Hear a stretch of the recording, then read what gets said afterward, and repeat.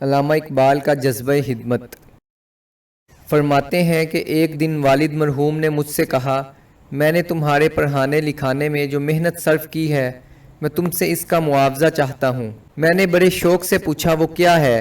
والد مرحوم نے کہا کسی موقع پر بتاؤں گا۔ چنانچہ انہوں نے ایک دفعہ کہا، بیٹا میری محنت کا معاوضہ یہ ہے کہ تم اسلام کی خدمت کرنا۔ بات ختم ہو گئی۔ اس کے بعد میں نے امتحان وغیرہ دے کر اور کامیاب ہو کر لاہور میں کام شروع کیا۔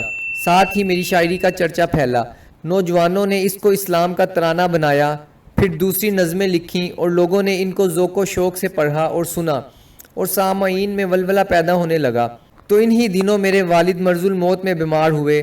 میں ان کو دیکھنے لاہور سے آیا کرتا تھا۔